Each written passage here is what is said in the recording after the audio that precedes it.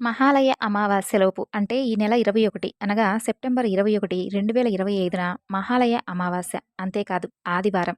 ఆదివారం అమావాస్య వచ్చింది. ఆదివారం అమావాస్య, మహాలయ అమావాస్య కలిసి రావడం చాలా విశేషం. కాబట్టి ఈ రోజుకు అతీంద్రియ శక్తులు ఉంటాయి. కాబట్టి ఈ యొక్క మహాలయ అమావాస్యలోపు మీకు కాకి కనిపిస్తే తప్పకుండా ఈ ఒక్క మాట అన్నారంటే మీ పితృదేవతలు ఎంతో సంతోషించి మిమ్మల్ని తప్పకుండా దీవించి వెళ్తారు. శనిదేవుడు కూడా సంతోషించి మీ దశను మార్చివేస్తాడు. ఎందుకంటే శని భగవానుడి వాహనం కాకి. కాబట్టే ఈ కాకి కనిపిస్తే ఈ ఒక్క మాట అన్నారు అంటే కనుక శని భగవానుడు మిమ్మల్ని అపర కుబేరులను చేయడం ఖాయం. పైగా ఇది మహాలయ పక్షం. ఈ మహాలయ పక్షంలో చివరి రోజు మహాలయ అమావాస్య. ఈ మహాలయ అమావాస్యలోపు తప్పకుండా ఇలా మీకు కాకి కనిపిస్తే ఈ విధంగా చేశారు అంటే కనుక మీ యొక్క పితృదేవతలు ఎంతో సంతోషిస్తారు. అలాగే వారి ఆకలి తీరి వారు ఎంతగానో ఆనందంతో మిమ్మల్ని దీవించి వెళ్తారు. మరి ఎంతో శక్తివంతమైనటువంటి ఈ మహాలయ అమావాస్య రోజు కాకి కనిపిస్తే ఏం చేయాలి? ఏం చేస్తే మన దశ తిరిగిపోయి మహారాజయోగం పడుతుందో తెలుసుకుందాం. భూమి మీద ఉన్నటువంటి ప్రాణులన్నీ కూడా 2 కళ్ళతో చూస్తారు. కానీ ఒక్క కంటితో చూసేటటువంటి ప్రాణి కాకి. పరమేశ్వరుడిలాగా శ్మశానంలో తిరుగుతూ పిండాలను ఆరగిస్తూ కావు కావుమంటూ ఆ కాకి చక్కగా ఆత్మలకు సమాచారాన్ని తెలియజేస్తుందట. ఒకవేళ కాకులు పిండాలను ముట్టకుంటే ఆత్మలు తృప్తి పొందక శాంతి లేక ఎక్కడెక్కడో తిరుగుతూ బాధపడుతూ ఉంటాయి. కాబట్టి పిండాలను కాకులు మాత్రమే తినాలి. దీని వెనుక ఒక పురాణ వివరణ కూడా ఉంది. అది తెలుసుకుందాం. మన హిందూ సాంప్రదాయంలో కాకికి ఒక ప్రత్యేకమైనటువంటి స్థానం ఉంది. కాకి కూడా 3 అద్భుత వరాలను పొందినట్లు సౌర పురాణం అలాగే పద్మపురాణం చెబుతున్నాయి. మరి కాకి పొందినటువంటి ఆ అద్భుత వరాలు ఏంటనేది ఈరోజు మనం వివరంగా తెలుసుకుందాం. కాకులు పితృదేవతలకు ఆహారాన్ని అందించేటటువంటి పవిత్ర జీవులు. సౌర పురాణం ప్రకారం చాలా కాలం క్రితం ఈ కాకుల్లో ఒక కాకి సూర్యుడి గురించి ఘోరమైనటువంటి తపస్సు చేస్తుంది. ఆ కాకి యొక్క అద్భుత తపస్సుకు సూర్యుడు మెచ్చి సూర్యుడు ప్రత్యక్షమవుతాడు. ఇక ఆ కాకి ఎంతో సంతోషించి సూర్యుడిని పలు పలు విధాలుగా స్తుతిస్తుంది. ఇక సూర్య భగవానుడు కాకిని ఇలా అడుగుతాడు. కాకుల్లో ఉత్తమమైనటువంటి ఓ కాకి, నీ తపస్సు నాకు ఎంతో ఆనందాన్ని కలిగించింది. ఇంతకు నీ తపస్సుకు కారణం ఏమిటి అని అడుగుతాడు. దానికి ఆ కాకి ఇలా చెప్పింది. స్వామి, ఈ సృష్టిలో ప్రతి ప్రాణి ఒక్కొక్క వస్తువును ఒక్కొక్క జీవిని అది పక్షో జంతువో వాహనంగా చేసుకున్నారు. నేను భూలోకంలో మలిన పదార్థాలు సేకరించేటటువంటి జాతి ఈ కాకి జాతి. మరి నాకు ఈ లోకంలో ఎంతో అవమానం జరుగుతుంది. అందరూ కూడా మానవులు నన్ను తిడుతున్నారు. నా అరుపు కూడా వారికి ఎంతో అసహ్యంగా ఉందట. కాబట్టి నన్ను దగ్గరకు కూడా రానివ్వడం లేదు. అంతేకాకుండా కాక అంటూ అసహ్యంగా అరుస్తుంది అంటున్నారు. నాకు మా జాతికి గుర్తింపు రావాలి. నేను కూడా ఎవరికో ఒకరికి వాహనం అవ్వాలని చెప్పి ఎంతగానో కోరికగా ఉందని చెప్పి నన్ను అనుగ్రహించండి స్వామి అంటూ సూర్యుడితో విన్నవించుకుంటుంది. ఇక అప్పుడు సూర్యుడు కాకి చెప్పిందంతా కూడా విని ఎంతో జాలిపడతాడు. కాకిని భూలోకంలో ఇంత నీచంగా చూస్తున్నారా? పాపం ఎంత బాధపడుతుందో పాపం అని చెప్పి అనుకొని స్వామివారు ఇలా అంటాడు. ఓ ఉత్తమమైనటువంటి కాకి, నీకు నేను 2 వరాలను ఇస్తున్నాను. చూడు, పితృదేవతలకు పెట్టేటటువంటి పిండం కేవలం కాకులు మాత్రమే తినుగాక. కాకులు తింటే మాత్రమే ఆ ఆహారం పితృదేవతలకు ఆహారంగా మారుతుంది. ఇక నీవు వెళ్ళు. ఇది మొదటి వరం. అంటే మనం పితృదేవతలకు పిండం పెట్టి ఆ అన్నం ముద్ద కనుక కాకికి పెడితే అది కాకి తింటే కాకి తిన్న వెంటనే ఆ ఆహారం పితృదేవతలకు ఆహారం అవుతుంది. వారికి కడుపు నిండుతుందట. ఇక కాకి అక్కడ పిండమన్నం తింటే అక్కడ పితృదేవతలకు త్రేంపులు వస్తాయట. వారికి సంతృప్తి కలుగుతుంది. వారు ఆశీర్వదిస్తారు.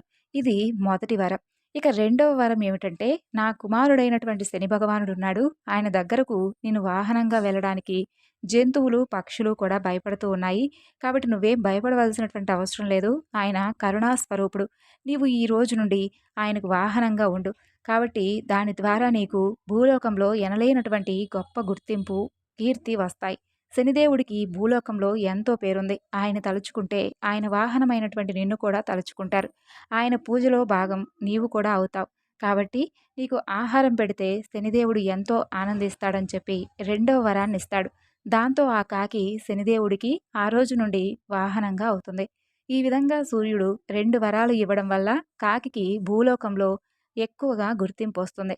ఇక పద్మపురాణం ప్రకారం కొంతకాలం పోయాక కాకులన్నీ కూడా శనేశ్వరుణ్ణి ఇలా అడుగుతాయి. స్వామి, కేవలం చనిపోయిన వారి పిండం తినడం వల్ల వారి ఆకలి తీరుతుంటే మాకు భూలోకంలో రావలసినంత కీర్తి రావడం లేదు. ఇంకొక వరాన్ని కూడా ప్రసాదించండి స్వామి అంటూ శనిదేవుణ్ణి కాకులన్నీ అడుగుతాయి. అప్పుడు శనీశ్వరుడు ఇలా అంటాడు. ఎక్కడైనా సరే దేవాలయంలో కానీ, ఇంట్లో కానీ నైవేద్యంగా పెట్టినటువంటి అన్నం కానీ, పదార్థాలు కానీ మీకు ఆహారంగా వేస్తే మీరు దాన్ని తింటే దేవతలందరికీ కూడా సంతృప్తి కలుగుతుంది అని చెప్పి, అలా పెట్టిన వారికి దేవతలు వరాలు ఇస్తారని చెప్పి శనిదేవుడు వరమిస్తాడు. ఇక అప్పటి నుండి కాకి దైవారాధనలో భాగంగా అవుతుంది. ఇంట్లో కానీ, దేవాలయంలో కానీ దేవుడికి పెట్టినటువంటి నైవేద్యాన్ని కాకులకు భూలోకంలో పెట్టడం మొదలుపెడతారు. దాంతో ఆ కాకులకు ఈ భూలోకంలో ఎంతో గొప్ప కీర్తి వస్తుంది. దానికి కాకులన్నీ కూడా ఎంతో సంతోషిస్తాయి. కాబట్టి కాకికి ఆ సూర్య భగవానుడు, అలాగే శని భగవానుడు ఇచ్చినటువంటి 3 వరాలు ఇవే. పితృదోషాలనేవి అనేక ఉంటాయి. 24 రకాల పితృదోషాలు ఉంటాయి. ఈ యొక్క పితృదోషాల యొక్క ప్రభావం అనేది ఉద్యోగం మీద, అలాగే కెరీర్ మీద, వ్యాపారం మీద, అలాగే వివాహం మీద ఉంటుంది. అలాగే దాంపత్యంలో గొడవలు, సంతాన సమస్యలు, ఇలా అనేక సమస్యలుంటాయి. మానసికంగా, ఆర్థికంగా, శారీరకంగా, కుటుంబం, వ్యాపారం, కెరీర్, విద్య, ఇలా అనేక సమస్యలు ఈ యొక్క పితృదోషాల వల్లే వస్తాయి. కాబట్టి ఇలా 24 పితృదోషాలు ఉంటాయి. వాటిల్లో ఇప్పుడు మనం కొన్ని తెలుసుకుందాం. పితృకారక గ్రహం రవి. ఈ రవికి భద్రశత్రువుగా ఉండేటటువంటి గ్రహం శని. కాబట్టి 12 స్థానాల్లో రవి ఎక్కడైనా ఉండని ఆ రవిని శని చూస్తున్నాడంటే శనికి 3 చూపులు ఉంటాయి. ఈ యొక్క 3వ చూపు, 7వ చూపు, 10వ చూపు, అందులో 10వ చూపు అంటే అది ప్రభావం ఎక్కువగా ఉంటుందన్నమాట. 3వ చూపుతో ఉంటే ప్రభావం తక్కువగా ఉంటుంది. ఇక 7వ చూపుతో ఉంటే సాధారణ ప్రభావం ఉంటుంది. అంటే రవి పైన శని చూపు కానీ, రవితో శని కలవడం కానీ ఇలాంటివి ఉంటే అవి పితృదోషాలవుతాయి. కాబట్టి దీంతో పాటుగా ఛాయాగ్రహాలు 2 ఉంటాయి. అవి రాహు, కేతు. కాబట్టి రవితో రాహువు కలిసిన, రవితో కేతువు కలిసిన, ఏ స్థానంలో అయినా కానీ కలిసిన పితృదోషాలనేవి వస్తాయి. ఈ విధంగా 24 రకాల పితృదోషాలు ఉంటాయి. కాబట్టి ఈ యొక్క పితృదోష పరిహారానికి అనేక మార్గాలు ఉంటాయి. ఆ మార్గాల్లో సింపుల్‌గా ఉండేటటువంటి ఒక మార్గం గురించి ఇప్పుడు మనం తెలుసుకుందాం.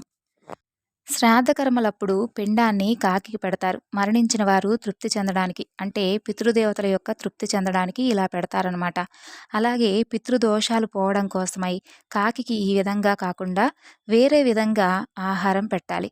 ఈ మహాలయ పక్షంలో మీ యొక్క మరణించినటువంటి పెద్దలకు ఏమి ఇష్టమో అవన్నీ వండి ఒకే ప్లేట్లో కాకికి పెట్టాలి. అంటే వారికి ఇష్టమైనటువంటి 4 లేదా 5 రకాలు ఒక ప్లేట్లో పెట్టి గ్లాసుడు నీరు కూడా కాకులకు పెట్టాలి. అవి కాకులు తిన్నాయి అంటే కనుక ఈ మహాలయ పక్షంలో మీ పితృదేవతలకు ఆకలి, దప్పిక తీరినట్లే. వారు సంతోషంగా మిమ్మల్ని దీవించి వెళ్తారు అని అర్థం. ఇలా కాకికి పెట్టేటటువంటి సందర్భంలో 3 సార్లు శనేశ్వరాయ నమః అని అనుకోవాలి. ఇలా కనుక ఈ మహాలయ పక్షంలో లేదా ఈ మహాలయ అమావాస్య రోజున కనుక చేసినట్లయితే మీ పితృదేవతలు సంతోషించి దీవించి వెళ్తారు. లేదా ఉండ్రాలను కాకికి పెట్టాలి. ఈ కార్యక్రమం మధ్యాహ్నం కనుక చేస్తే చాలా మంచిది. ఇలా గణపతికి కూడా ఎంతో ఇష్టమైనటువంటి ఉండ్రాలను కాకికి పెడితే పితృదేవతలు సంతోషిస్తారు. ఏ జాతకుడైతే వారి జాతకంలో పితృదోషంతో బాధపడుతున్నాడో లేదా పితృదేవతల యొక్క ఆశీర్వాదం కోసం ఈ విధంగా కోరుకునేవారు కూడా ఈ యొక్క మహాలయ పక్షంలో ఇలా పెట్టుకోవచ్చు. ఇక ఈ విధంగా కనుక చేసినట్లయితే పితృదోషాలన్నీ కూడా తొలగిపోతాయి. పగలు 12 గంటల పాటు మన మధ్య తిరిగేటటువంటి కాకి మన యొక్క దైనందిక జీవితాన్ని శాసించగలదట. కాబట్టి కాకి గురించి శకునాలు కూడా ప్రచారంలో ఉన్నాయి. శరీరం రంగు నల్లగా ఉంటే కాకిలా నల్లగా ఉన్నారు అని అంటారు. అదే గట్టిగా గోల చేస్తూ ఉంటే, అరుస్తూ ఉంటే కాకిలా అరుస్తావెందుకు అని మందలిస్తారు. అలాగే కాకి తలపై తంతే దోషం అని చెప్పి చాలామంది భయపడుతూ ఉంటారు. మరోవైపు కాకిని పితృదేవతలకు ప్రతినిధిగా కూడా పిలుస్తారు. ఇక కాకి ఇంటి దగ్గర గోడపై వాలి కాకి కనుక అరుస్తూ ఉంటే ఇంటికి బంధువులు వస్తారేమోనని చాలామంది నమ్ముతూ ఉంటారు. కానీ కాకి బంధువులు వచ్చే విషయాన్ని ముందుగానే పసిగడుతుందా అనే సందేహం చాలామందికి ఉంటుంది. మరి కాకి అరుపుకు రామాయణంలో ఒక కథ ఉంది.